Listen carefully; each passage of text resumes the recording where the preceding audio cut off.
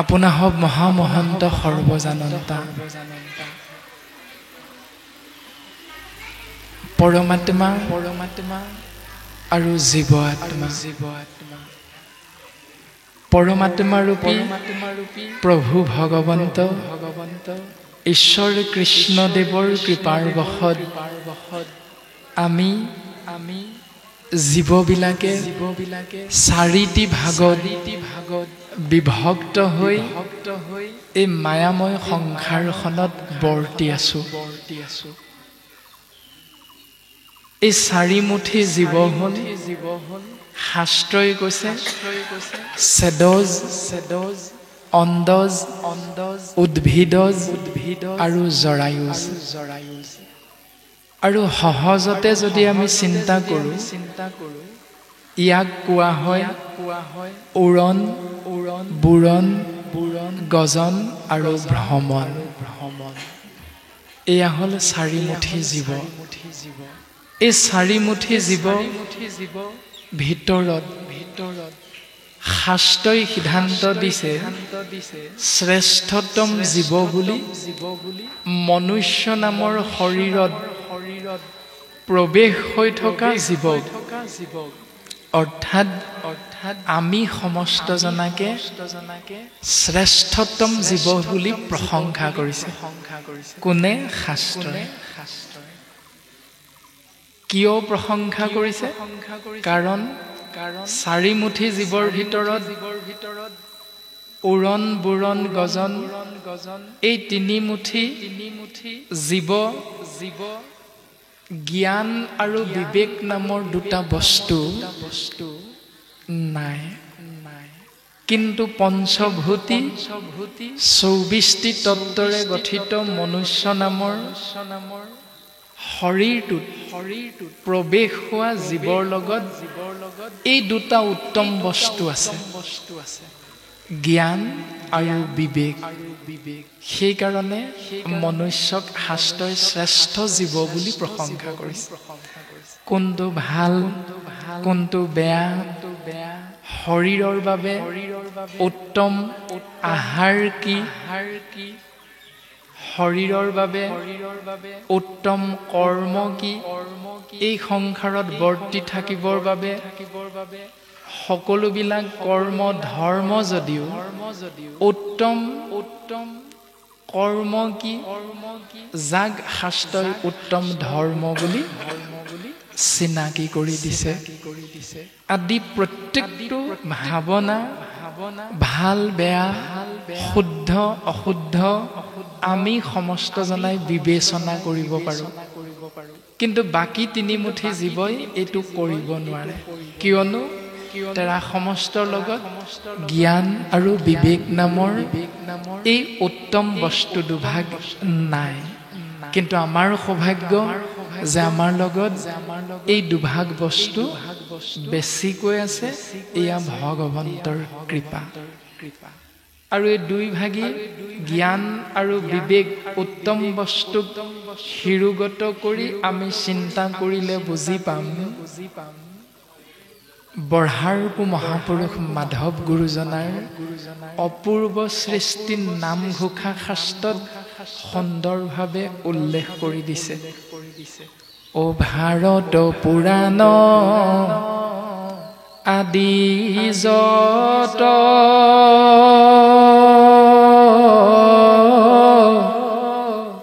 প্ৰকাশ কৰ নানামত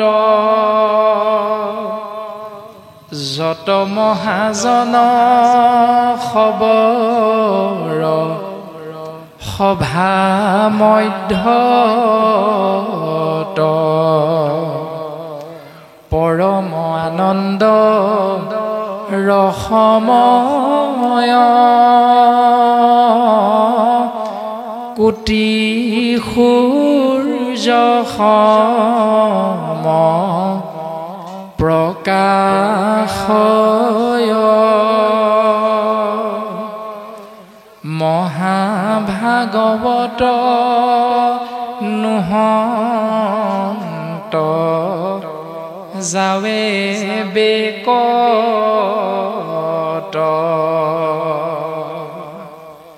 মহাভাগৱত নোহন্ত যাৱে বেকত অৰ্থাৎ মনুষ্য নামৰ শ্ৰেষ্ঠতম জীৱ আমি এই সংসাৰখনত যিবিলাক নীতি নিয়মক যিবিলাক কৰ্ম ধৰ্ম বুলি পালন কৰি আছো কম বেছি পৰিমাণে জীৱন অতিবাহিত কৰি আছো গৃহস্থী ধৰ্ম পালন কৰি আছো সেই নীতি নিয়ম ধৰ্মবিলাকৰ ভিতৰত শ্ৰেষ্ঠতম ধৰ্ম বুলি চিনাকি কৰি আমাক কোনে দিছে ইয়াক চিন্তা কৰিলে আমি উত্তৰটো পাম 4খনি বেদ আছে 14 ভাগী শাস্ত্ৰ আছে 18 ভাগী পুৰাণ আছে মহাভাৰত আৰু ৰামায়ণকে ধৰি 2 ভাগী মহাকাব্যও আছে এই সমস্ততে বিভিন্ন ধৰণে নীতি নিয়ম দি থৈছে সেই নীতি নিয়মবিলাক প্ৰত্যেকটো নীতি নিয়মকে আমি কম বেছি পৰিমাণে গৃহস্থী ধৰ্ম পালন কৰোঁতে শ্ৰেষ্ঠতম জীৱ মনুষ্যই আমি আশ্ৰয় কৰি আছো কিন্তু শুদ্ধ হয়নে নহয় এই নীতি নিয়মবিলাক শুদ্ধ নে অশুদ্ধ উত্তৰটো কোনে দিব যি ধৰণে বিদ্যালয়ত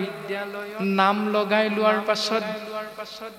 365 দিনীয়া এটি এবছৰত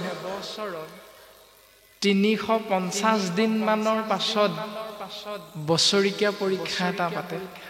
আৰু সেই পৰীক্ষাটোত ছাত্ৰজনে পৰীক্ষা হলত বহি লৈ 3 ঘণ্টা সময়ত এটা বিষয়ত 100 নম্বৰ প্ৰশ্নৰ উত্তৰ কৰিব লগা হয় আৰু বহিখনত উত্তৰবিলাক লিখাৰ পাছত সেই প্ৰশ্নবিলাকৰ উত্তৰ শুদ্ধ হৈছে নে নাই হোৱা তাক নিৰীক্ষণ কৰিবৰ বাবে এজন পৰীক্ষক থাকে আৰু সেই পৰীক্ষকজনে নিৰ্দিষ্ট সময়ত সেই বহিবিলাকৰ তত্ত্বাৱধান লৈ শুদ্ধ উত্তৰটোত শুদ্ধ নম্বৰ দিব আৰু ভুল উত্তৰটোত নম্বৰবিলাক নিদিয়ে ঠিক তেনেকৈ আমি চিন্তা কৰিলে উত্তৰ পাম আমি সমাজত বসবাস কৰি থকা জ্ঞান আৰু বিবেকযুক্ত শ্ৰেষ্ঠতম জীৱ মনুষ্যই গৃহস্থী ধৰ্ম পালন কৰোঁতে পিতৃ মাতৃ পৰলোকগামী হোৱাৰ পৰা আৰম্ভ কৰি সন্তান এটি এইখন পৃথিৱীলৈ আহিলে সন্তানটি পুষ্পিতা হলে সন্তানটিৰ জন্মবাৰ্ষিকী পাতিলে সন্তানটিৰ বিবাহ কাৰ্যত আমি অংশগ্ৰহণ কৰিলে প্ৰত্যেকটো নিয়ম আমাৰ শুদ্ধ নে অশুদ্ধ কোনে উত্তৰ দিব সেই পৰীক্ষকজনৰ নামটো হ'ল মহাভাগৱত সিদ্ধান্ত দিলে যে ভাৰত পুৰাণ আদি যত প্ৰকাশ কৰয় নানামত 4 বেদ 14 শাস্ত্ৰ 18 পুৰাণ ৰামায়ণ মহাভাৰতে ঢেৰ নিয়ম দিছে আমাক কিন্তু প্ৰত্যেকটো নিয়ম শুদ্ধ নে অশুদ্ধ কোনে উত্তৰ দিব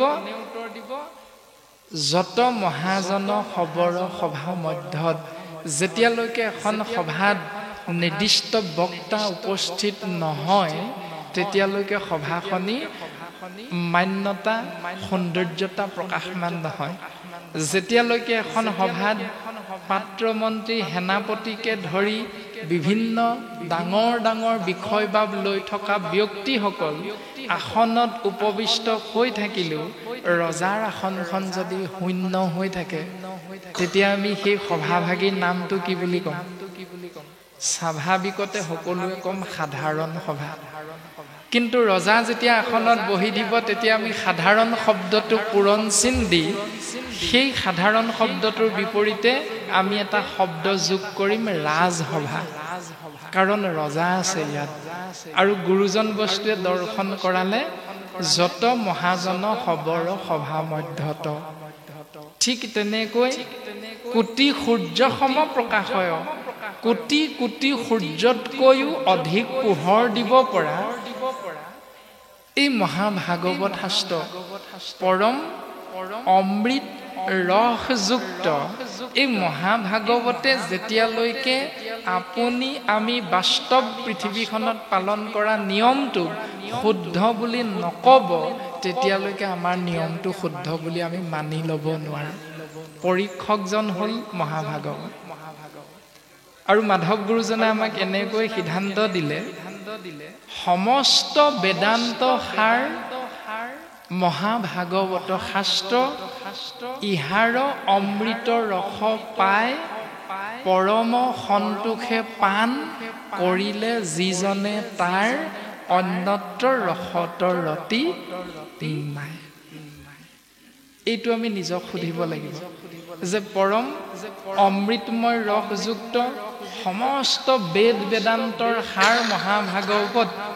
যদি আমি কৃষ্ণ নাম শ্ৰৱণ কৰিছো কীৰ্তন কৰিছো তেতিয়াহ'লে বেলেগ আৰু ৰসৰ মাজলৈ আপুনি মই যাব নালাগে কোনো প্ৰয়োজন নাই বুলি সিদ্ধান্ত দিলে যি ধৰণে BA MA পাছ কৰা এজন ছাত্ৰই বা এগৰাকী ছাত্ৰীয়ে পুনৰ প্ৰথম শ্ৰেণী দ্বিতীয় শ্ৰেণীত পঢ়িবলৈ মন নকৰে বা প্ৰথম দ্বিতীয় শ্ৰেণীত নাম লগাই তেওঁৰ কোনো লাভ নাই ঠিক তেনেকৈ মহাভাগৱতৰ অমৃত ৰস উত্তম ফল যেতিয়া আমি জীৱই লাভ কৰিব পাৰিম তেতিয়া বাকী ৰস আৰু আমাৰ কোনো প্ৰয়োজন নাই ইমান উত্তম শাস্ত্ৰ মহাভাগৱত আৰু আজি আমি সমস্ত জনাৰে সৌভাগ্য সেউকী মইনা বাপজনাৰ আমন্ত্ৰণ ক্ৰমে এই পবিত্ৰ পুণ্য ধামত আমি উপস্থিত হৈ প্ৰত্যেকেই নিজৰ জীৱন ধন্য কৰাৰ সৌভাগ্যৱন্ত হলো মহাভাগৱত এনে এক উত্তম গ্ৰন্থ উত্তম শাস্ত্ৰ আৰু শাস্ত্ৰ শব্দৰ অৰ্থ যদি আমি চিন্তা কৰো শাখ ধাতু যোগ ত্ৰম প্ৰত্যয় সমান শাস্ত্ৰ কাক বোলে য'ত মাতংগ ৰূপী জীৱক সেই জীৱৰ লগত থকা অসূয়া অপ্ৰীতি অন্যায় কাম ক্ৰোধ লোভ মোহ দম্ভ দৈশ্য অহংকাৰ আদি যিবিলাক বেয়া ভাৱনা যি বেয়া স্বভাৱ যি বেয়া চৰিত্ৰ এই আসুৰিক স্বভাৱবিলাকক সংযম কৰিব পৰা নীতি য'ত গুৰুজন বস্তুৱে নিবন্ধ কৰি দিলে সেই বস্তুভাগীৰ নামেই হ'ল শাস্ত্ৰ আৰু আমি সমস্ত জনাই কম বেছি পৰিমাণে এই কথাটো বুজি পাওঁ অশাস্ত্ৰৰ উত্তম গীতা ভাগৱত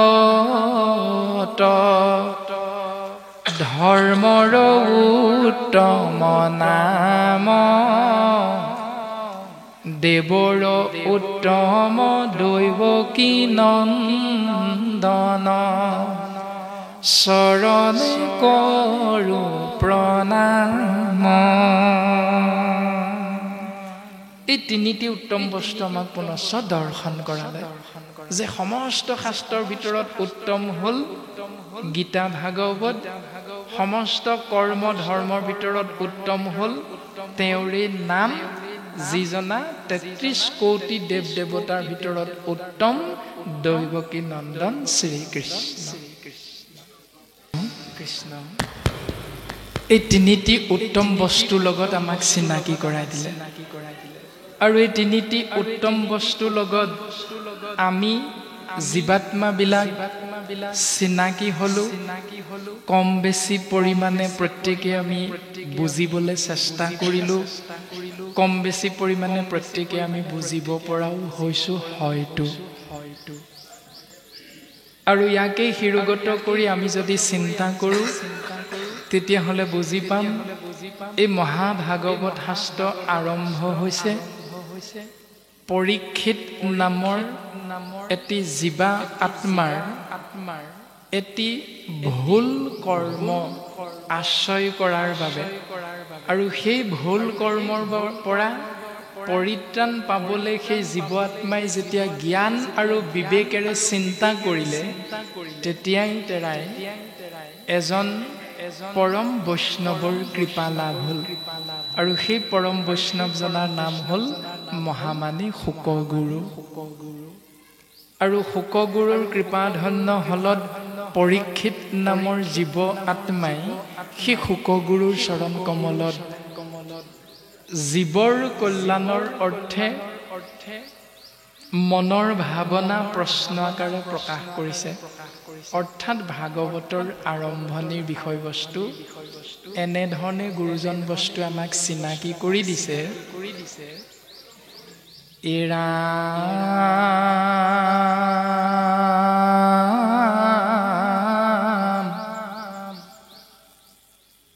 দেৱৰো দুৰ্লভ তজু দৰ্শন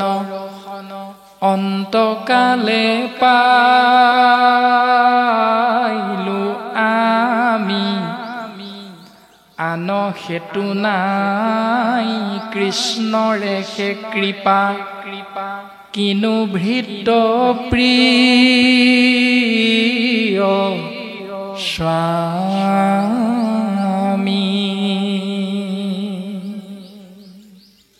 পৰীক্ষিত নামৰ জীৱ আত্মাই প্ৰকাশ কৰিছে মনৰ ভাৱনা হে শুকগুৰু তোমাক দৰ্শন পোৱাটো তোমাৰ কৃপা লাভ কৰাটো দেৱতাৰো দুৰ্লভ কিন্তু মই যে আজি মনুষ্য হৈও তোমাক দৰ্শন পালো তোমাৰ কৃপা পাইছো মই বুজি পাইছো হে গুৰুদেৱ এয়া পৰম আত্মাৰূপী প্ৰভু ভগৱন্ত জীৱৰ স্বামী কৃষ্ণদেৱৰ কৃপা মৃত্যুৰ প্ৰাক মুহূৰ্তত সৰ্বশক্তিমান ঈশ্বৰ পুৰুষ কৃষ্ণদেৱে মোক কৃপা কৰিছে গতিকে সেই মুনিবৰ তোমাৰ চৰণত আমি সেৱা নিবেদন কৰিব বিচৰা হৈছে এই ৰামে তোমাৰ চৰণে মৰণ সময়ে পশু প্ৰভু সাম্প্ৰত ম্ৰিয়মাননৰে সদায়ে কি কৰ্ম কৰিবে ইটো লোকত হে গুৰুদেৱ এটি শোক সন্তপ্ত জীৱ আত্মাই বা এজন মনুষ্যই এই সংসাৰত মৃত্যু পথৰ পথিক হিচাপে প্ৰকৃততে কি কৰ্মটো কৰাটো উচিত মোক তুমি কৃপা কৰিব লাগে কাৰণ মই এটা অপৰাধ কৰিলো অপৰাধটো কি মৃগয়া কৰিবলৈ যাওঁতে অৰণ্যৰ মাজত যেতিয়া তৃষ্ণাতুৰ হৈ মই ঘূৰি ফুৰিছিলো তেতিয়াই শ্ৰমিক মুনিৰ আশ্ৰমত গৈ মই সৌভাগ্যবশত উপস্থিত হৈছিলো আৰু সেই শ্ৰমিক মুনি ধ্যানমগ্ন হৈ থকা অৱস্থাত মই এটুপি জল বিচাৰিছিলো কিন্তু ধ্যানমগ্ন মুনিয়ে মোক জল দিম নিদিম তাৰ কোনো সমিধান নিদিলে তাতেই মই ক্ৰোধান্বিত হৈ মুনিৰ গলত ওচৰতে পৰি থকা এটি মৃত সৰ্প মেৰিয়াই দিলো আৰু সেই অপৰাধটো শ্ৰমিক মুনিৰ পুত্ৰ শৃংগী মুনিয়ে বুজি পাই মোক অভিশাপ প্ৰদান কৰিলে যে 7 দিন 7 ৰাতিৰ ভিতৰত তক্ষক নামৰ কাল সৰ্পই দংশন কৰিব আৰু মোৰ মৃত্যু হ'ব মই অপৰাধী হলো গুৰুদেৱ মই নিশ্চিত হলো যে 7 দিন 7 ৰাতিৰ অন্তত মোৰ মৃত্যু হ'ব অৰ্থাৎ মোৰ হাতত সময় আছে কেৱল 7 দিন মই এতিয়া কি কৰিম গুৰুদেৱ অৰ্থাৎ ম্ৰিয়মান লোকে কাক চিন্তা কৰাটো কি কৰ্ম কৰাটো অতীৱ প্ৰয়োজন যিটো কথা বৰহাৰপু মহাপুৰুষ মাধৱ গুৰুজনাই নামঘোষা শাস্ত্ৰত উল্লেখ কৰি দিছে আপোনা হব সমস্ত জনা সৰ্বজানন্তা তপ জপ তীৰ্থ ব্ৰত জাগ যুগ যজ্ঞ দান কাকো নুসুমৰে মৃত্যু বেলা মৰণতা জনক বেঢ়ি বোলে সবে ৰাম বোলা হেন নাম এতিক্ষণে হেলা। মাৰুৱাৰী সম্প্ৰদায়ে যেতিয়া তেওঁলোকৰ এজন সংগীৰ মৃত্যু হয়, আপোনাৰভাৱে হয়তো কৰবাত দেখিছে যে শ্মশানলৈ যেতিয়া শটো খাঙি ভাৰ কৰি চাৰিজনে লৈ গৈ থাকে, তেতিয়া আগে আগে এজনে ধূনাৰ পাত্ৰ এভাগ লৈ কৈ কৈ গৈ থাকে মুখেৰে, ৰাম নাম সত্য হে, ৰাম নাম সত্য হে। বাকীসকলে তেওঁলোকৰ লগত সংগ দিয়ে। ৰাম নাম সত্য হে মানে ৰাম নামেই হ'ল সত্য, বাকী সকলো অসত্য বুলি কৈছে। ইমান সুন্দৰভাৱে গুৰুজন বস্তুৱে আমাক দৰ্শন কৰাইছে যে তপ জপ তীৰ্থ ব্ৰত জাগ যুগ যজ্ঞ দান এইবিলাক মৰিবৰ সময়ত মাতি থাকিলে জীৱৰ কল্যাণ নহয়। জীৱৰ কল্যাণ হ'ব কেৱল সৰ্বশক্তিমান এক ইশতত্ব ৰাম নাম, কৃষ্ণ নাম, হৰি নাম, বিষ্ণু নামৰ মাধ্যমেৰে শৰণাপন্ন হলেহে জীৱৰ কল্যাণ হ'ব। তেতিয়াহ'লে এই পৰম সত্যটোক অনুধাৱন কৰিবলৈ, আশ্ৰয় কৰিবলৈ আমি কিয় ৰৈ থাকো? 40 বছৰ হলেহে শৰণ ল'ম, 50 বছৰ হলেহে ভজন ল'ম, চাকৰিৰ পৰা ৰিটায়াৰমেণ্ট হোৱাই নাই, মই এতিয়াই শৰণ ল'ব নাই হোৱা, কিয় ভাবি থাকো? এইটো আমি চিন্তা কৰাটো অতিব প্ৰয়োজন। কিয়নো নামঘোষা শাস্ত্ৰত উল্লেখ কৰিছে, ভাগৱতে কৈছে, কীৰ্তন দশম ঘোষা ৰত্নাৱলী আমাক এইটোকে কৈ আছে যে মৰিবৰ সময়ত আমাৰ গাঁৱলীয়া সমাজ ব্যৱস্থাত সকলোৱে জানো যে বিচনাত পৰি থকা এজন ব্যক্তিক উদ্ধাৰ কৰিবৰ বাবে, গতি দিবৰ বাবে সংগী ভকতসকলে গৈ ভাগৱত গীতা আদি শাস্ত্ৰ 1 অধ্যায়মান হলেও 1 ঘণ্টা 1.5 ঘণ্টামান কীৰ্তন কৰে, সেউকীয়া শ্ৰৱণ কৰে। এইটো শুদ্ধ পন্থা আমাক শাস্ত্ৰই দিছে। যদি এইটোৱে শুদ্ধ, তেতিয়াহ'লে বাকী গোটেই জীৱনটোত আপুনি আমি কালী কালী, দুৰ্গা দুৰ্গা, ভদ্ৰা ভদ্ৰা, সৰস্বতী সৰস্বতী, বিশ্বকৰ্মা আদি বুলি কৈ কিয় আমি সেইবিলাক পথ আশ্ৰয় কৰোঁ? যদি এইবিলাকে মৰণতাজনক তৰাব নোৱাৰে,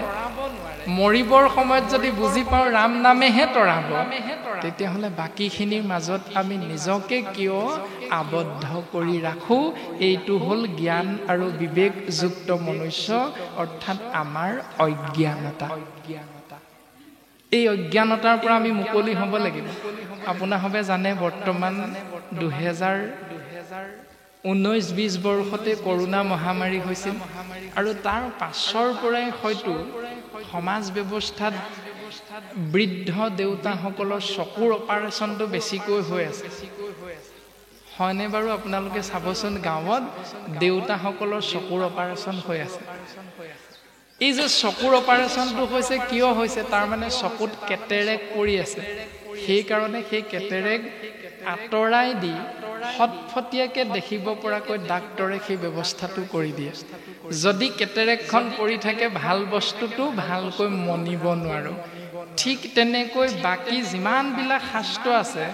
সেই শাস্ত্ৰৰ মাধ্যমেৰে যদি আমি গৈ থাকোঁ, তেতিয়াহ'লে শুদ্ধ সত্য বস্তুটো আমি ফটফটীয়াকে দেখা নাপাওঁ। যদি ভাগৱতৰ আশ্ৰয় কৰোঁ, তেতিয়াহ'লে সেই কেটেৰেকখন আমাৰ আঁতৰি যায়, আৰু তৎক্ষণাৎ আমি শুদ্ধ সত্য বস্তুৰ লগত চিনা পৰিচয় হ'ব পাৰোঁ।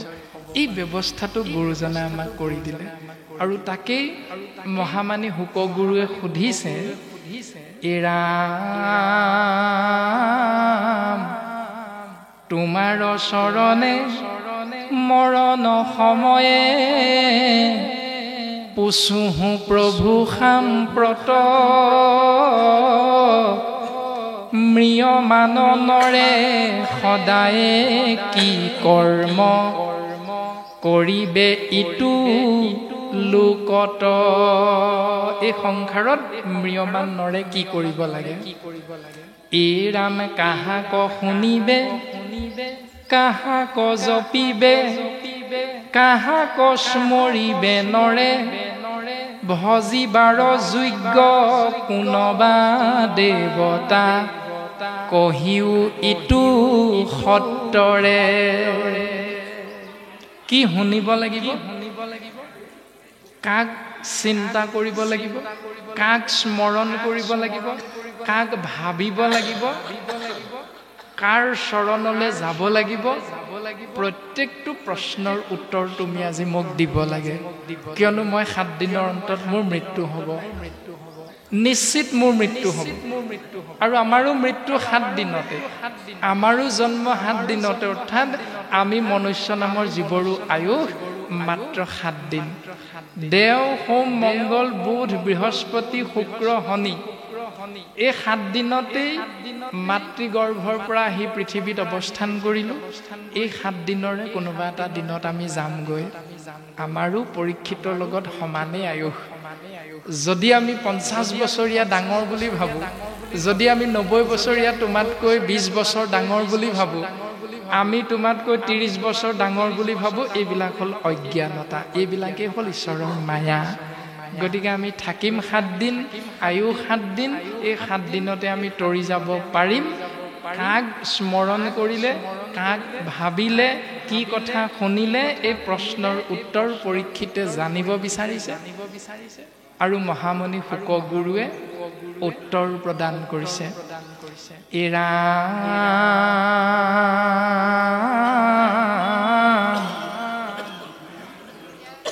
সমস্ত শাস্ত্ৰৰে মত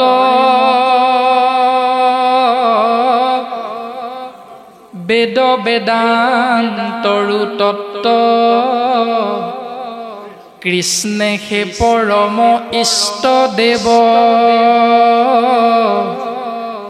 পূজৈ যাক ব্ৰহ্মা হৰে কোননো পামৰণৰে টাংক নকৰিবে আহি হে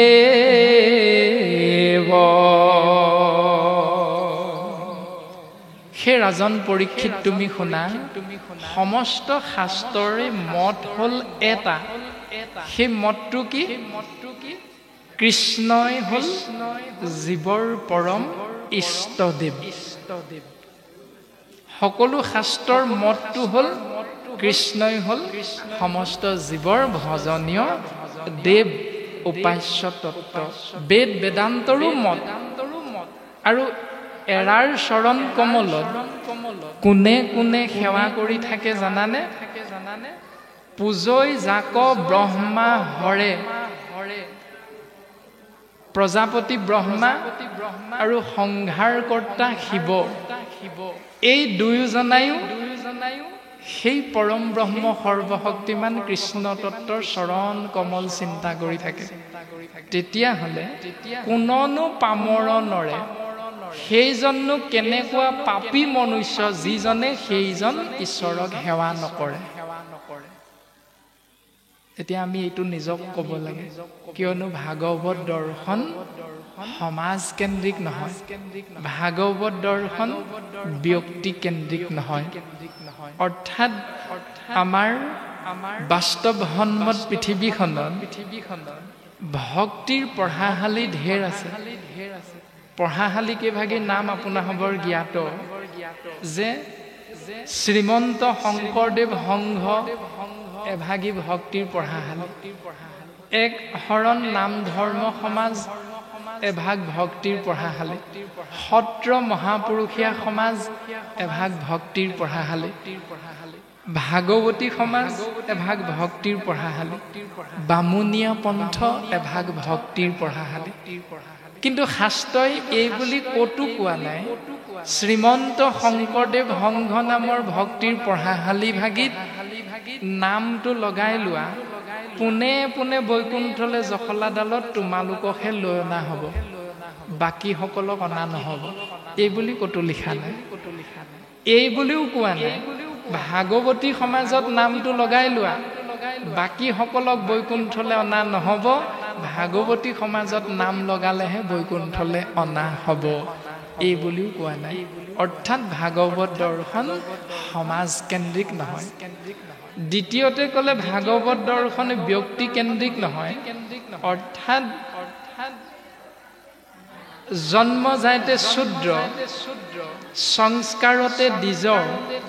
বেদ পাঠাত ভৱতে বিপ্ৰ ব্ৰহ্মক জানন্তি চ ব্ৰাহ্মণ তোমাৰ জন্ম ব্ৰাহ্মণ কুলত উচ্চ বংশজাত তোমাৰ জন্ম ক্ষত্ৰিয় কুলত এই ব্ৰাহ্মণ আৰু ক্ষত্ৰিয়সকলক বৈকুণ্ঠলৈ অনা হ'ব বৈশ্য আৰু শূদ্ৰসকলক বৈকুণ্ঠলৈ নিয়া নহ'ব এই বুলিও ক'তো উল্লেখ কৰা নাই গুৰুজন বস্তুৱে এটাই সিদ্ধান্ত দিলে চূড়ান্ত সিদ্ধান্ত নাম ললে তৰিবা নললে মৰিবা নাম আশ্ৰয় কৰি তৰি যাব বিচাৰো নামত আশ্ৰয় নকৰি মৰিব বিচাৰো এইটো আমাৰ প্ৰত্যেকৰে নিজৰ নিজৰ চিন্তা খোৱা কামোৰা কৰি হাই কাজিয়া কৰি কাৰো লাভ নাই কেৱল এটাই সিদ্ধান্ত দিলে যে তুমি আউনীআটী সত্ৰ গড়মূৰ সত্ৰ শ্ৰীমন্ত শংকৰদেৱ সংঘ শৰণাচাৰ্য আদিৰ ওচৰত শৰণ লোৱা তৰি যাব পাৰিবা ক'তো নাই কোৱা কিন্তু আমাৰ স্বাভাৱিক সমাজ ব্যৱস্থাত কোৱা হয় বোলে বাপ শৰণ ললানে ললো ক'ত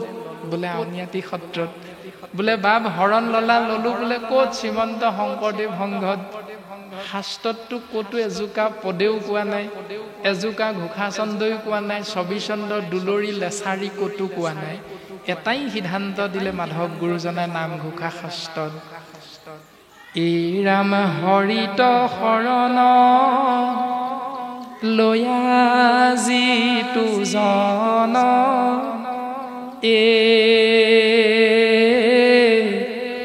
হৰিৰ চৰিত্ৰ শ্ৰৱণ কীৰ্তন কৰে দুৰ্ঘোৰ অপাৰ সংসাৰ সাগৰ অহিতু মহাজনে আতি অপ্ৰয়াসে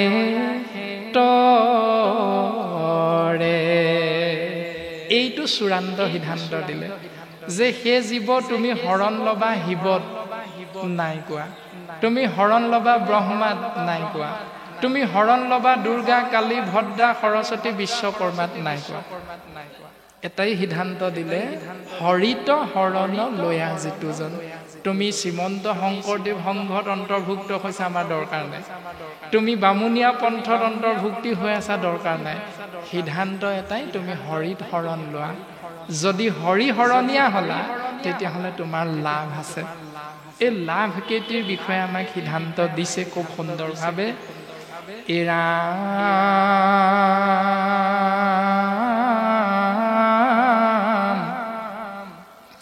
শুনা সভা সদ পদ ও মহাভাগৱত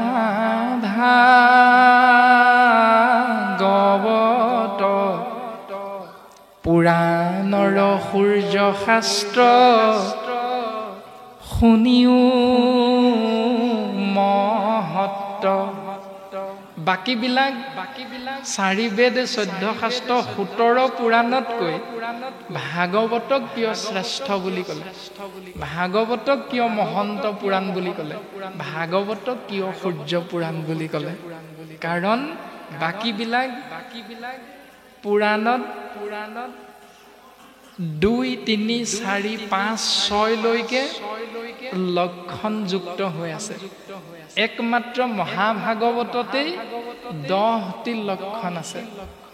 সেই 10 লক্ষণৰ বিষয়ে গুৰুজন বস্তুৱে আমাক চিনাকি কৰি দিছে সৰ্গ বিসৰ্গ স্থান পোষণ অতি মনোমন্তৰ ইছানুকথা নিৰোধ মুক্তি আৰু আশ্ৰয়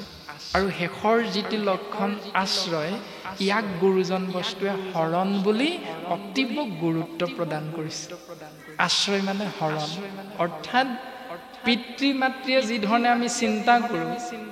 আমাৰ সন্তান কেইটি ডাঙৰ হৈ ডাক্তৰ হওক ইঞ্জিনিয়াৰ হওক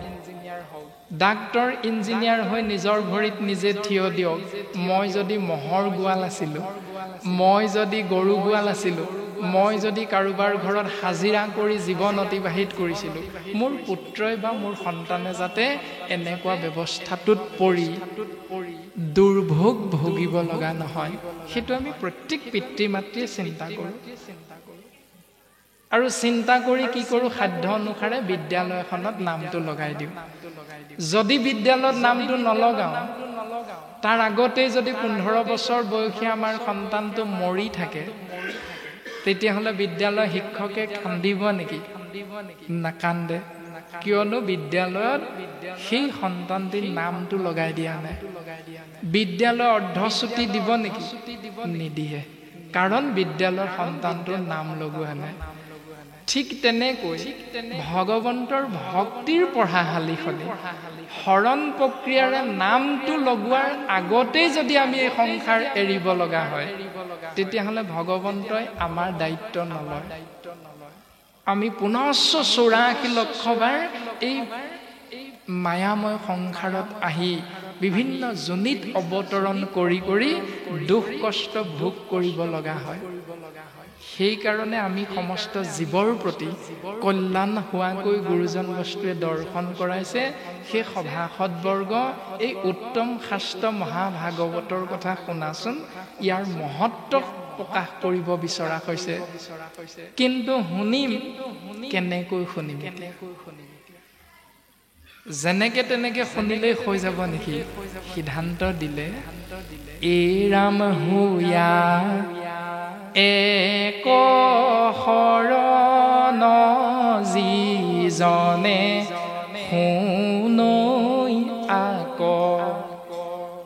যিজনে এক শৰণীয়া হৈ শুনিব লাভ কি হ'ব পাৱৈ পৰম পদ সুখে নিস্তৰৈ মায়াক পৰম পদ লাভ হ'ব সুখেৰে এই সংসাৰৰ পৰা মায়াক ছেদ কৰিব পাৰিম এক শৰণীয়া হৈ শুনিব লাগিব এতিয়া এই শৰণ মানে কি যিটো ব্যৱস্থা মাধৱ গুৰুজনাই নামঘোষা শাস্ত্ৰত উল্লেখ কৰি দিলে ভগৱন্ত ক'ত থাকে যিটো কথা কীৰ্তন গ্ৰন্থত শংকৰ গুৰুজনাই উল্লেখ কৰি দিলে ভগৱান তত্ত্ব ক'ত থাকে যিটো কথা ভাগৱত শাস্ত্ৰত ভগৱন্ত পুৰুষে নিজ মুখে মহাভক্ত উদ্ধৱক কৈ দিলে মই ক'ত থাকোঁ উত্তৰ বিচাৰিলে আমি সমস্ত জনাই বুজি পাম আপোনাসৱ সৰ্বজানন্তা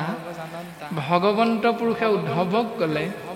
সমস্ত ভূততে ব্যাপী আছো মই হৰি সবাকো মানিবা তুমি বিষ্ণু বুদ্ধি কৰি যদি প্ৰকৃততে ভগৱন্ত সমস্ত ভূততে আছে সমস্ত ভূত মানে কাৰ কথা কৈছে আপোনাসৱ সৰ্বজানন্তা পঞ্চভূত ক্ষিতি অপ মৰুদ ব্যোম তেজ এই পঞ্চভূত সহজতে বুজি পাওঁ মাটি পানী বায়ু অগ্নি আকাশ এতিয়া পঞ্চভূত কোনে সৃষ্টি কৰিলে সেই তত্ত্বটোৰ নাম হ'ল ভগৱান ভগৱান মানে কি ভ মানে ভূমি অৰ্থাৎ পৃথিৱী বা মাটি গ মানে গগন অৰ্থাৎ আকাশ ও মানে বায়ু আ মানে অগ্নি ন মানে নীৰ অৰ্থাৎ পানী মাটি পানী বায়ু অগ্নি আকাশ এই পঞ্চভূত মানে হ'ল ভগৱান যাক ভাগৱতে কৃষ্ণ তত্ত্ব বুলি কৈছে যাক শাস্ত্ৰই পৰম ব্ৰহ্ম বুলি কৈছে গুৰুজন বস্তুৱে কীৰ্তন গ্ৰন্থত উল্লেখ কৰি দিলে প্ৰথমে প্ৰণামো ব্ৰহ্ম ৰূপী সনাতন সৰ্ব অৱতাৰৰ কাৰণ নাৰায়ণ। যদি পঞ্চভূত ভগৱন্ত সমস্ততে আছে, তেতিয়াহ'লে আমি কাক মাৰিছো, কাক খাইছো, এইটো চিন্তা কৰাটো অতিব প্ৰয়োজন। এই কথাটোকে ভগৱন্ত পুৰুষে উদ্ধৱক কৈছে, সমস্ত ভূততে ব্যাপী আছো মই হৰি, সবাকো মানিবা বিষ্ণু বুদ্ধি কৰি। এতিয়া আমি এজন মনুষ্যই অন্য এজন মনুষ্যকে কৃষ্ণ বুলি ক'বলৈ শিকাই নাই এতিয়ালৈকে, অথচ আমি বাকী তিনিমুঠি জীৱত কৃষ্ণ তত্ত্ব কেনেকৈ দৰ্শন পাম? সেইকাৰণে হয়তো আমি আন, মাৰ, কাদ, খাওঁ, এই চাৰিটা শব্দৰ মাজতেই গৃহস্থী ধৰ্ম অতিবাহিত কৰি আছো। এইটোৱে আমাৰ অপৰাধটো।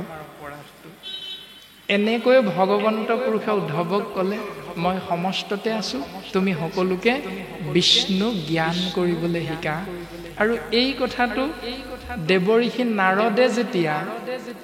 ভগৱন্ত পুৰুষক সুধিছিল যে প্ৰভু তুমিনো ক'ত থাকা, তেতিয়া ভগৱন্ত পুৰুষে উত্তৰ দিছিল, নাহম তিষ্ঠামি বৈকুণ্ঠে যোগিনাং হৃদয় নশ মদ ভক্তা যত্ৰ গায়ন্তী তত্ৰ তিষ্ঠামি নাৰদ। দেৱভাষাত কৈ দিলে, কোৱাজন ভগৱান, তেওঁ নিজে বুজি পালে। শুনাজন দেৱঋষি নাৰদ, তেওঁ বুজি পালে, কাৰণ ভাষাটো দেৱভাষা। আমাক যদি আজি অনুষ্ঠান ভাগত ইংৰাজীত কোনোবা এজনে ভাগৱত কৈ থাকে, আমি বুজি পামনে? নাপাওঁ। হিন্দীটো যদি কৈ থাকে আমি ভালকে বুজি পামনে? নাপাওঁ। কাৰণ সেই জ্ঞানখিনি আমাৰ তেনেধৰণে হয়তো নাই, যেনেধৰণে থাকিব লাগে। ঠিক তেনেকৈ সংস্কৃত ভাষা, দেৱভাষাত যেতিয়া ভাগৱত আছিল, তেতিয়া মনুষ্যৰ কল্যাণ হোৱা নাছিল, কাৰণ মনুষ্যই সংস্কৃত ভাল ধৰণে বুজি নাপায়। আৰু সেইকাৰণে কৃপালু শ্ৰীমন্ত শংকৰদেৱ গুৰুজনাই অসম মুলুক ধুবা যে তুৰুক কোবা সমলেশ চান্দাল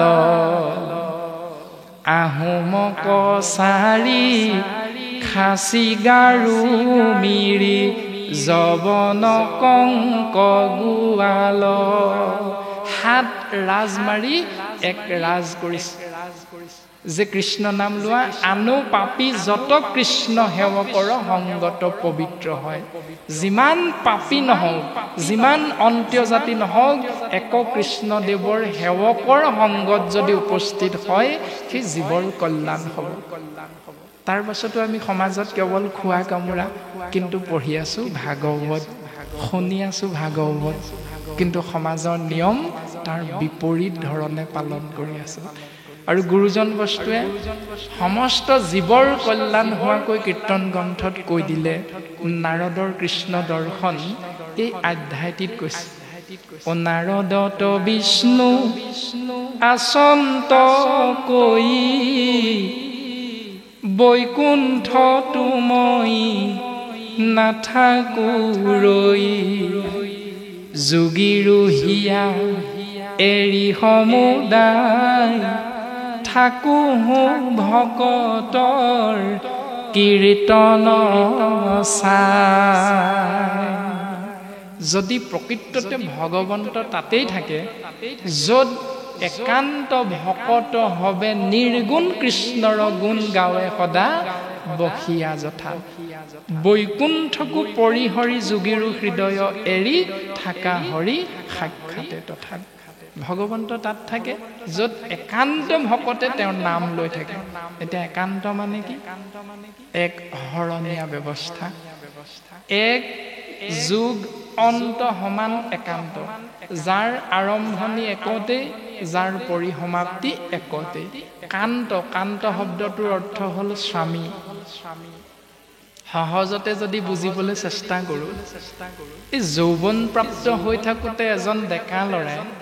বা এগৰাকী কন্যাই যৌৱনত ভৰি দিয়াৰ লগে লগে দেউতাক মাকে নজনাকৈ 5জন 7জন মানক ভাল পাই থাকে, 10জন মানকো ভাল পাই থাকে এগৰাকী কন্যাই যৌৱনত ভৰি দি। কিন্তু ভকতক সাক্ষী কৰি সমাজ ব্যৱস্থাৰ আৰ্শিক পুষ্ট হৈ সেন্দুৰ লয় কিন্তু এজনৰ নামত। তাৰ মানে তেওঁৰ স্বামী জীৱনে মৰণে সেই জনাই স্বামীৰ সুখেই সুখ স্বামীৰ দুখেই দুখ সেই দিনটোৰ পৰা তেৰাই যৌৱন প্ৰাপ্ত হৈ থকা অৱস্থাত যি কেইজনক মনে মনে ভাল পাই আছিল সেই কেইজনৰ কথা মনত ৰাখেনে সেই কেইজনক মনৰ পৰা উলিয়াই দিয়ে স্বাভাৱিকতে উলিয়াই দিয়ে মনৰ পৰা যদি মনে মনে সেই কেইজনকো ৰাখি থয় মনে মনে যদি ফোন কৰি থাকে তেতিয়াহ'লে শাস্ত্ৰত কৈছে আপোনালোকে জানে প্ৰকৃতি পুৰুষ দুয়ো হৈব একমতি তেহে সিজিব দাইল আলু গুটি প্ৰকৃতি মানে আমাৰ সমাজ ব্যৱস্থাত কয় আইসকল পুৰুষ মানে হ'ল বাপসকল এইটো স্বাভাৱিক এটা চিন্তা আমি সৰ্বপ্ৰথম এনেকৈ কৰোঁ যদি প্ৰকৃতি স্বৰূপা আইগৰাকীয়ে মনে মনে সেই কেইজনলৈ ফোন কৰি থাকে তেতিয়াহ'লে বাপজনে যিদিনা ধৰা পেলাব সেইদিনা দাইল আলু গুটি নিসিজে তাৰমানে সংসাৰখন বিচ্ছেদ হয় সেইকাৰণে শাস্ত্ৰই কৈছে প্ৰকৃতি পুৰুষ দুয়ো হৈব একমতি তেহে সিজিব কৃষ্ণত ভকতি তেতিয়াহে হৰিত ভকতি হ'ব এতিয়া প্ৰকৃতি মানে হ'ল আমাৰ এই ২৪টি তত্ত্বৰে গঠিত শৰীৰ পুৰুষ মানে হ'ল জীৱ আত্মা আৰু দুইকে নিয়ন্ত্ৰণ কৰি থকাজন হ'ল প্ৰকৃতি পুৰুষ দুয়ো নিয়ন্তা মাধৱ যাক পৰম পুৰুষ বুলি আমি সমস্তজনে চিন্তা কৰোঁ ঠিক তেনেকৈ আমি সেন্দুৰ ল'লোঁ এজনৰ নামত বাপজনেও বিয়া কৰালে সংসাৰী হ'ল এগৰাকীক লৈ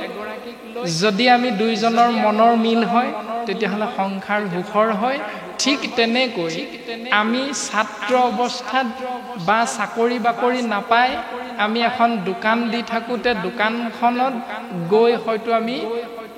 লক্ষ্মীৰ ফটো এখন ৰাখি তাৰ আগত ধূপ ধূনা জ্বলাই আমি নিয়ম মাফিক ৰাতিপুৱা দোকানখন সাৰি মচি ধূপডাল জ্বলাই কৃষ্ণ বুলি কৈ আমি দোকানখন খুলিছোঁ দিনটোৰ বাবে ছাত্ৰ অৱস্থাত বিদ্যালয়ত গৈ হয়তো সৰস্বতী পূজাত আমি অংশগ্ৰহণো কৰিছোঁ কাৰোবাৰ দোকানখন গাড়ী গেৰেজ সেইকাৰণে হয়তো আমি বিশ্বকৰ্মা পূজাও কৰিছোঁ ফটো এখন ৰাখি ধূপ ধূনাও জ্বলাইছোঁ সেই দিনটোলৈকেহে সেইবিলাক কৰ্ম যিদিনালৈকে আমি শৰণ লোৱা নাই কিন্তু যিদিনাই আমি শৰণ ল'লোঁ ৭ বাৰ আমি দণ্ডৱতে পৰি স্থায়ী আসনৰ সন্মুখত কোনোবা সত্ৰাধিকাৰ কোনোবা শৰণ আচাৰ্য যাৰ ওচৰতে নহওক আমি সেই শৰণৰ বিষয়বস্তু কেইটি যেতিয়া আমি হৃদয়াংগম কৰিছোঁ অনুধাৱন কৰিছোঁ সেই দিনটোৰ পৰা কিন্তু আমি অন্যজনৰ ওচৰলৈ যোৱাটো হ'ব আমাৰ অপৰাধ এই সিদ্ধান্তটো শাস্ত্ৰই দিছে সেইকাৰণে কৈছে যে হুয়া একহৰণ যিজনে শুনৈ আক এই এক হৰণ ব্যৱস্থাৰ মাধ্যমেৰে আহি যিজনে এই ভাগৱত কথা কৃষ্ণ কথা পান কৰিব তেওঁ লাভ হ'ব পৰম পদ আৰু সুখেৰে মায়াৰ পৰা হাত সাৰিব পাৰিব এতিয়া মায়াৰ বিষয়ে গুৰুজন বস্তুৱে নামঘোষাত ক'লে এই ৰাম যতে ক অনৰ্থ আছে সংসাৰত তাতে তিনি বিধ সাৰ কাম ক্ৰোধ লোভ আপোন নাশন জানি কৰা পৰিহাৰ এই সংসাৰখনত জীৱক বিপথে পৰিচালিত কৰিবৰ বাবে যিমানবিলাক তত্ত্ব আছে তাৰ ভিতৰত তিনিটা হ'ল বিশেষ তত্ত্ব কামনা বাসনা ক্ৰোধ বা অহংকাৰ খং এই বুলি আমি সহজতে বুজি পাওঁ আৰু লোভ মোহ এই তিনিটা হ'ল এটি জীৱক বিপথে পৰিচালিত কৰা তত্ত্ব কিন্তু এই তিনিটা তত্ত্ব অৰ্থাৎ মায়াৰ পৰা হাত সাৰিবৰ বাবে আমি জীৱই কি কৰিব লাগিব সিদ্ধান্ত দিলে গুৰুজন বস্তুৱে আধি দৈবিক আধি ভৌতিক আধ্যাত্মিক এই তিনি তাপৰ পৰাও পৰিত্ৰাণ পাব পাৰিম মায়াৰ পৰা পৰিত্ৰাণ পাব পাৰিম এটাই উত্তৰ দিছে সেই উত্তৰটো নামঘোষা শাস্ত্ৰতে দিলে আমি সহজতে বুজিবৰ বাবে এটা সমাজ ব্যৱস্থাৰ দৰ্শন চাব পাৰোঁ। দৰ্শনটো কি? যেতিয়া আমাৰ পিতৃ বা মাতৃ পৰলোকগামী হয়, পৰলোকগামী হোৱাৰ লগে লগে ক্ৰিয়া ধৰা সেই সন্তানজনক, অৰ্থাৎ যিজনে মুখাগ্নি কৰিব, সেই সন্তানজনক ৩ নম্বৰ দিনটোত যেতিয়া তিলনী কৰ্ম হয়, সেই তিলনী কৰ্মত সমাজৰ বাপ আইসকলে, ভকতসকলে এডাল বাঁহৰ মাৰি সুন্দৰকৈ দি দিয়ে।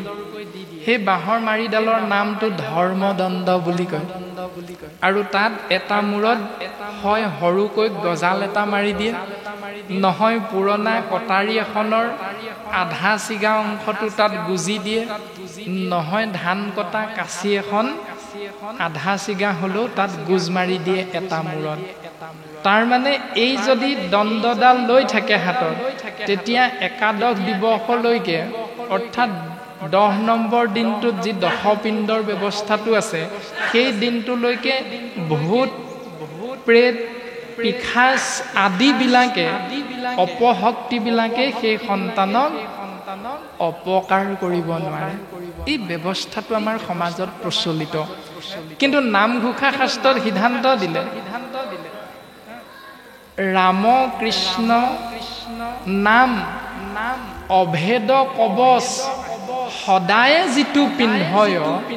3 গুণময় অস্ত্ৰৰ প্ৰহাৰে তাংক আৰু নিবিন্ধয়। যদি নামঘোষা শাস্ত্ৰত এইটোক শুদ্ধ বুলি ক'লে, যিজনে ৰাম কৃষ্ণ হৰি বিষ্ণু নামত হৰণীয়া হ'ল, যিজন ভজনীয়া হ'ল, এক ঈশ্বৰত একান্ত ভকত হ'ল, তেওঁৰ কাৰণে সেইবিলাক দৰকাৰ নাই। তথাপিতো আমাৰ সমাজততো সেইটোৱে দিয়ে। গতিকে এইটো শাস্ত্ৰসন্মত হয় নে নহয় বিবেচনা কৰাটো অতীৱ প্ৰয়োজন। যদি ৰাম নামে সাৰ সতগুণ, ৰজগুণ, তমগুণ, এই 3 গুণ আধিদৈৱিক, আধিভৌতিক, আধ্যাত্মিক 3 তাপৰ পৰা যদি ৰাম নাম, কৃষ্ণ নাম, হৰি নাম, বিষ্ণু নামে জীৱক কল্যাণ সাধন কৰিব পাৰে, এই অভেদ কবচ যিজনে পিন্ধে, তেওঁৰ কাৰণে সেই বাঁহৰ দণ্ডডালৰ কোনো প্ৰয়োজন নাই। এই সিদ্ধান্তটো শাস্ত্ৰই দিছে। গতিকে আমি সন্তানৰ বাবে ধন সম্পত্তি, ঐশ্বৰ্য বিভূতি পাহাৰ গঢ়িবলৈ যোৱাতকৈ সন্তানটিকে সমাজৰ বাবে সম্পত্তি কৰিবলৈ চেষ্টা কৰাটোৱে শাস্ত্ৰই আমাক সিদ্ধান্ত দিছে। আমি সন্তানটোক সমাজৰ বাবে সম্পত্তি কৰি গঢ়ি দিব পাৰিছোঁ নে নাই পৰা, এইটো চিন্তা কৰাটোহে শাস্ত্ৰই অতীৱ গুৰুত্ব প্ৰদান কৰিছে। আৰু এনেকৈ সিদ্ধান্ত দিলে, বৈকুণ্ঠৰ শাস্ত্ৰ আনি পৰম উৎসুকে সংসাৰিক কৰি কৃপা প্ৰচাৰিলা সুকে। পৰীক্ষিতো সংসাৰী জীৱ, আমিও সংসাৰী জীৱ।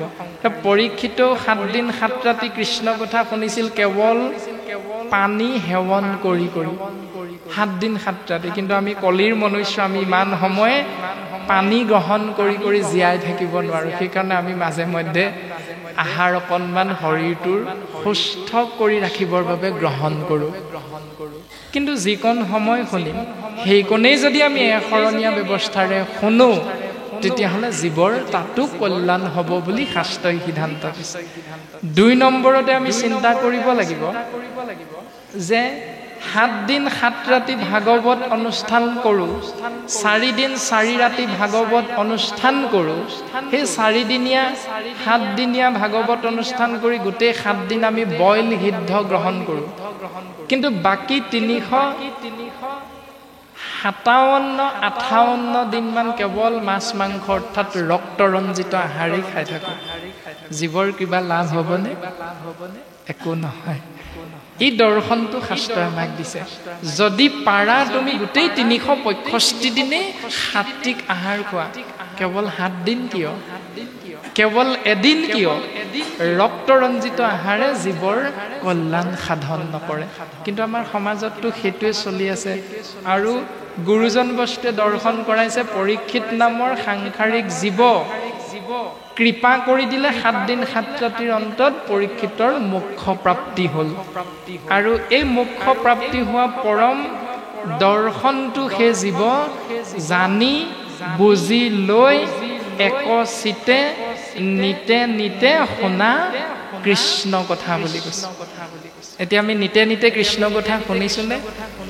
নে কৃষ্ণ কথা শুনিবৰ বাবে কোনোবাই লগ ধৰিলেও আমি আৰু যাব নোৱাৰো বুইছা এনেকৈ আমি ব্যৱস্থাটোৰ পৰা ফালৰি কাটি আহো কোনটো এতিয়া কাৰণ ভাগৱত দৰ্শন আমি কোৱা হৈছে যে সমাজ কেন্দ্ৰিক নহয় ভাগৱত দৰ্শন ব্যক্তি কেন্দ্ৰিক নহয় মাধৱ গুৰুজনাই সিদ্ধান্ত দি দিলে ও ভগৱন্ত ভক্তিযুক্ত পুৰুষৰ আত্মাবোধ মাধৱৰ প্ৰসাদে মিলয় কৃষ্ণৰ কৃপাততে গুচয় সংসাৰ ভয় এহি মানে গীতাৰ নিৰ্ণয় ৰাম এহি মানে গীতাৰ নিৰ্ণয় ভগৱন্ত ভক্তিৰ লগত যোগ হৈ আছে আৰু অকণমান আগতে কোৱা হৈছে ভগৱন্ত ক'ত থাকে একান্ত ভকতৰ মাজত এতিয়া আমি যদি ভগৱন্তক বিচাৰি গছ এজোপাৰ তলত গৈ চাকি বন্তি দিওঁ ভগৱন্তক পাম নাই এতিয়া যদি ভগৱন্তক বিচাৰি কোনোবা ভাগ মূৰ্তিৰ আগত গৈ চাকি বন্তি জ্বলাও ভগৱন্তক পাম নাই কাৰণ শাস্ত্ৰই কৈছে ভগৱন্তই নিজ মুখে ক'লে মই একান্ত ভকতৰ মাজত থাকো যদি আমি ভকতৰ সংগলৈ কোনোদিন যোৱাই নাই ভকতৰ সংগ আমি যদি বেয়াই পাওঁ তেতিয়াহ'লে আমি ঈশ্বৰক বিচাৰি বাকী স্থানবিলাকত গৈ ঈশ্বৰক নাপাম কিন্তু তাৰ অৰ্থ এইটো নহয় ঈশ্বৰ যে তাত নাই এইটো নহয় আমি সহজতে যদি বুজিবলৈ চেষ্টা কৰোঁ এনেকৈ বুজিব পাৰিম হয়তো আমাৰো জ্ঞান সীমিত অতি তৃষ্ণাতুৰ হৈ থকা এজন মানুহক যদি দুগিলাচ পানী দি দিয়া যায় সেই দুগিলাচ পানী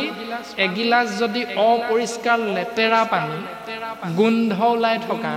অন্য গিলাচ যদি মিনাৰেল ৱাটাৰ হয় ফিল্টাৰ পানী হয় স্বাভাৱিকতে আপুনি মই সেই অৱস্থাত পৰিলে কোন গিলাচ পানী আগতীয়াকৈ হাতখন পাতি ল'ম ফিল্টাৰ পানী গিলাচেই ল'ম যদি চিন্তা কৰোঁ দুৰ্গন্ধময় অপৰিষ্কাৰ লেতেৰা পানী গিলাচে আপোনাৰ মোৰ তৃষ্ণা নিবাৰণ কৰিব নোৱাৰিব নেকি নিশ্চয় পাৰিব কিন্তু আমি জানো যে সেই অপৰিষ্কাৰ লেতেৰা পানী গিলাচ শৰীৰটোৰ বাবে ক্ষতিকাৰক সেইকাৰণে আমি সেই গিলাচ গ্ৰহণ নকৰোঁ আৰু সেইকাৰণে ভগৱন্ত সৰ্বত্ৰতে ব্যাপ্তমান যদিও যি ধৰণে আমি ফিল্টাৰ পানী গিলাচ আগতীয়াকৈ লওঁ ঠিক তেনেকৈ ভগৱন্তক বিচাৰি আমি পবিত্ৰ স্থানলৈ যাওঁ সেইকাৰণেই যাওঁ নামঘৰ মন্দিৰ মছজিদ আদিবিলাকলৈ যে ঢাপলি মেলো কাৰণ সেইবিলাক হ'ল পবিত্ৰ ঠাই কিয় পবিত্ৰ ঠাই কাৰণ তাত ভকতৰ